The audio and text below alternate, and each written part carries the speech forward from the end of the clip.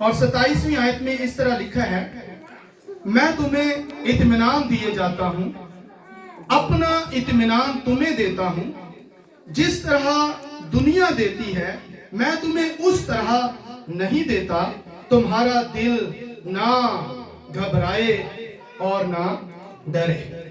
तुम सुन चुके हो कि मैंने तुमसे कहा कि जाता हूं और तुम्हारे पास फिर आता हूं।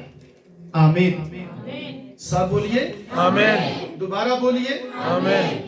हालेलुया। इत्मीनान, इत्मीनान क्या होता है?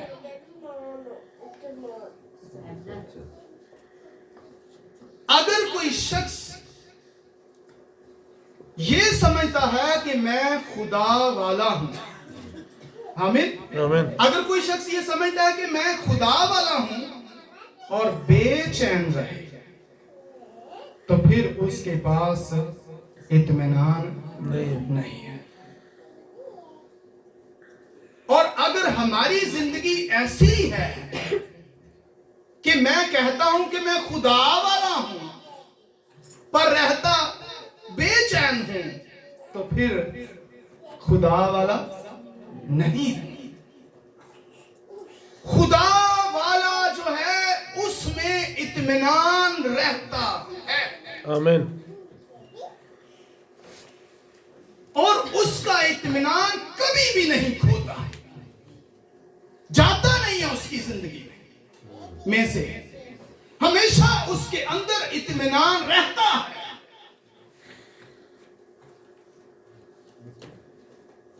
क्या हमारी जिंदगी इत्मीनान से भरी हुई है? मैंने देखा है लोग चर्च के अंदर आकर भी बेचैन रहते हैं, दुआ में भी, दुआ के अंदर भी लोगों की सोचें, उनके ख्याल उनको बेचैन बेकरार रखते हैं। तो इसका मतलब है इत्मीनान नहीं है। तो जहां इत्मीनान नहीं है वहां खुदा नहीं है, क्योंकि इत्मीनान का सरचश्मा कौन है? खुदा है। आमीन। तो अगर आप चर्च में आकर परेशान हैं, दुआ करने के बावजूद परेशान हैं, प्रस्तुत करने के बावजूद परेशान हैं, प्रेयर करने के बावजूद परेशान हैं, खुदा की हुजूरी के बावजूद परेशान हैं, ईमान रखने के बावजूद अगर आप परेशान हैं, तो आप खुदा वाले नहीं हैं। इत्मीनान जिंदगी में नहीं है। जहां इत्मीनान है वहीं खुदा है। आमीन। इत्मीनान नूर का वस्फ है। वस्फ का मतलब होता है खूबी। इत्मीनान जो है ये नूर की खूबी है। और हम क्या है? नूर। हम क्या है? तुम दुनिया के नूर हो। और अगर हम इस चीज पर ईमान रखते हैं कि हम दुनिया के नूर हैं, तो इत्मीनान नूर का वस्फ है। तो फिर बेचैनी कहां? फिर हमारे अंदर बेचैनी नहीं रहनी चाहिए, इत्मीनान रहना चाहिए। और नूर क्या करता है? तारीकी में चमकता है। दुनिया की तारीकी आप पर अगर गालिब आना चाहे तो उसे बताएं, मैं नूर का वस्फ रखता हूं, मैं इत्मीनान रखता हूं, और मुझ में कोई चीज डिस्टर्बिंग नहीं पैदा कर सकती। आमीन। तो जहां बेचैनी है, बेकरारी है, परेशानी है, दुख है, वहां इत्मीनान नहीं होता।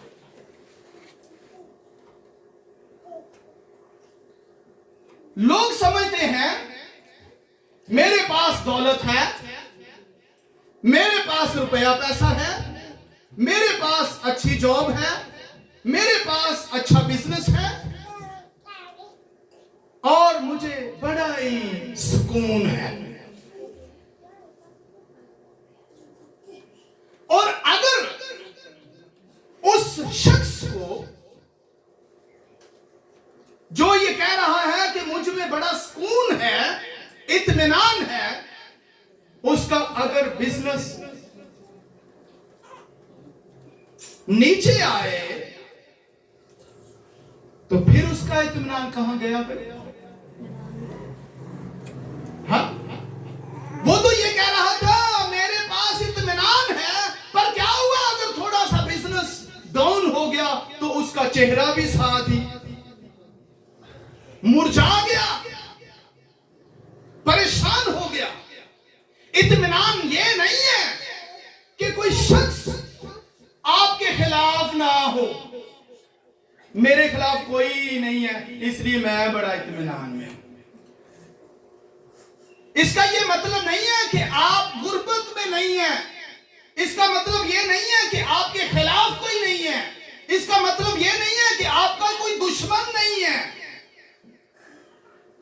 आपको कोई बीमारी नहीं है, तो आप समझ रहे हैं कि मैं इत्मीनान में हूं। और अगर कोई शख्स मसीह का इत्मीनान रखता है, खुदा का इत्मीनान रखता है, और वो कहता है कि मुझ में इत्मीनान है, तो फिर जब कोई उस शख्स का नाम बुरा जानकर काट दे, यही उसने कहा। वो कहता है मुझ में इत्मीनान है, पर इत्मीनान की समझ कब आएगी? जब मुखालफत होगी। अगर उस शख्स का नाम कोई काट दे बुरा समझकर, उसको नौकरी से निकाल दे धक्के मार के, उसका बिजनेस ना चलने दे और लोग उसको गालियां निकालें, उसके मुंह पर थप्पड़ मारें, उसके बारे में ना हक कहें, उसको सताएं, अगर वो शख्स तैश में आता है, इन चीजों के बदले में अगर उसने किसी ने उसको गाली दी है, बुरा कहा है, थप्पड़ मारे हैं, धक्के दिए हैं, और अगर इस हालत में वो शख्स तैश में आ जाए तो फिर उसके पास इत्मीनान नहीं है। मसीह ने कहा अगर ये सब कुछ तुम्हारे साथ हो तो क्या करना? खुशी मनाना कि तैश में आना। तो अगर कोई थप्पड़ मारे, गालियां निकाले, गुस्सा करे, नाम काटे, धक्के दे, परेशान करे, बेइज्जत करे, और फिर अगर आपको तैश नहीं आता तो तब आप इत्मीनान में हैं। तो अगर तैश आ जाता है तो इत्मीनान नहीं है। अब आप अपने अंदाजे लगाइए, अपनी तरफ देखिए कि क्या जब कोई मुझे गाली देता है मुझे तैश आता है? जब कोई मेरे खिलाफ बातें करता है तो मुझे तैश आता है या नहीं? तो अगर आता है तो फिर याद रखें आपके अंदर कोई इत्मीनान नहीं है। आप बगैर इत्मीनान की जिंदगी बसर कर रहे हैं। यहां तो छोटी छोटी बातों से आप गुस्से में आ जाते हैं। इसका मतलब है आपके अंदर इत्मीनान नहीं है। इत्मीनान कहीं बढ़कर है, इत्मीनान रूहानी है, इत्मीनान आसमानी है, और बाप की तरफ से है, दुनिया की तरफ से नहीं है। मसीह ने भी क्या कहा, मैं तुम्हें अपना इत्मीनान देता हूं, जैसा दुनिया देती है वैसा नहीं, बल्कि अपना इत्मीनान देता हूं। इत्मीनान ऊपर से आता है, आमीन। दुनिया की तरफ से नहीं आता, दुनिया में से नहीं आता, खरीदा नहीं जाता, रख लिया नहीं जाता, बल्कि मिलता है आसमान से। इसलिए इत्मीनान आसमानी है, रूहानी है, अब्दी है, अजली है, बाप की तरफ से है, बाप में पाया जाता है। खुदा बाप जो है वो इत्मीनान का चश्मा है, उससे जारी होता है, दुनिया की तरफ से नहीं मिलता। तो बहुत दफा जब लोग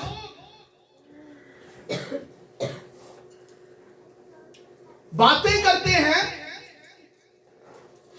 तो आप कहते हैं मैं मसीही हूं, इसलिए मैंने क्या किया है, बर्दाश्त कर लिया है। सुनिए, फिर इस जुमले पर गौर कीजिए। जब आप लोग आपके खिलाफ बातें करें और आप आगे से इस तरह की सोच बनाएं या इस तरह का रवैया इख्तियार करें, या आप ये समझें कि मैं मसीही हूं इसलिए मैंने बर्दाश्त कर लिया है, तो फिर भी आपके अंदर इत्मीनान नहीं है।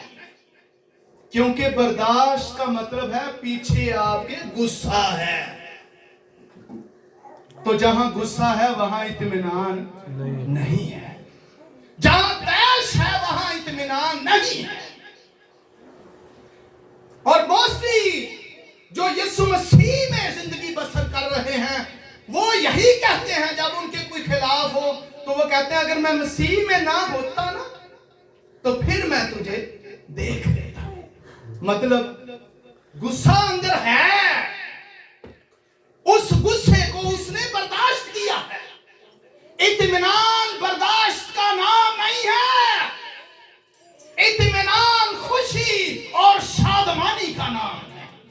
जब लोग आपके खिलाफ बातें करें तो आप खुशी करें, यह है इत्मीनान। कहां गया इत्मीनान? जब लोग बातें करें तो फिर आपके अंदर इत्मीनान नहीं है। मैं आपको बताना चाहता हूं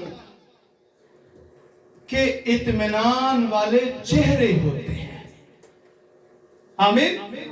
इत्मीनान वाले चेहरे होते हैं और इत्मीनान वाले चेहरों को देखकर इत्मीनान अंदर आ जाता है। तो फिर कैसे लोगों को मिलना चाहिए? जो इत्मीनान रखते हैं, उनके चेहरों से इत्मीनान नजर आता है। अगर हमारे चेहरों से खुदा का जलाल जाहिर नहीं होता, अगर हमारे चेहरों से इत्मीनान नजर नहीं आता, तो फिर हम इत्मीनान से खाली हैं, इत्मीनान नहीं रखते। एक शख्स एक पास्टर की बात कर रहा है, वो कहता है मैं कराची गया और कश्ती में बैठा।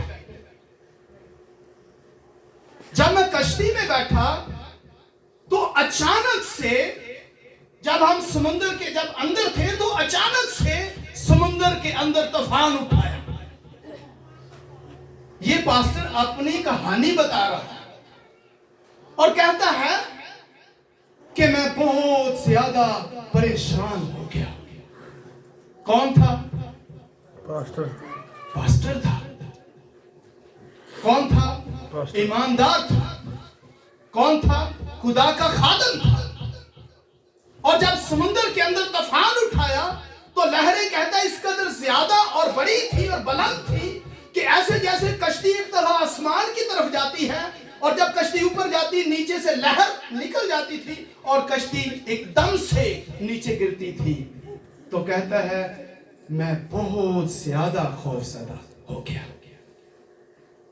बहुत ज्यादा खौफजदा हो गया, परेशान हो गया और ये समझने लगा कि अब बस आखिरी दिन है और मुझे ऐसे जैसे सामने मौत नजर आ रही थी। तो जब मैं इस आलम में था तो अचानक से मेरी नजर मलाहों पर पड़ी जो कश्ती को चला रहे थे। तो कहता है जब मैंने उनकी तरफ देखा तो वो बहुत पुरसकून थे। जब मैंने उनकी तरफ देखा, उनके चेहरों को देखा तो वो परेशान नहीं थे, पर कहता है मैं बहुत परेशान था। तो उनके चेहरे मुतमईन थे, इत्मीनान में थे। कहता उनके चेहरों को देखकर मेरे अंदर भी इत्मीनान आ गया। आमीन। आमीन।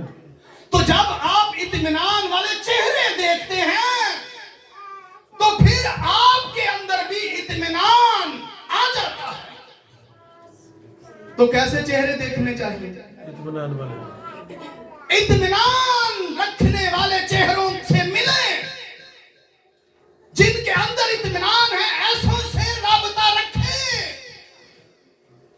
ऐसों से दोस्ती बनाएं, ऐसों के साथ रहें, उनके चेहरों को देखें। इसीलिए बाइबल में लिखा है ईमान के बानी और कामिल करने वाले यीशु मसीह को ताकते रहो, क्योंकि वही इत्मीनान का बानी और ईमान का बानी है। आमीन। जब उसको ताकते रहोगे तो इत्मीनान में रहोगे। हम मिलते ही ऐसे लोगों से हैं जिनके चेहरे उतरे होते हैं, परेशान होते हैं और उनकी खबरें सुनकर हम भी परेशान हो जाते हैं, क्योंकि उनके पास खबरें अच्छी नहीं है।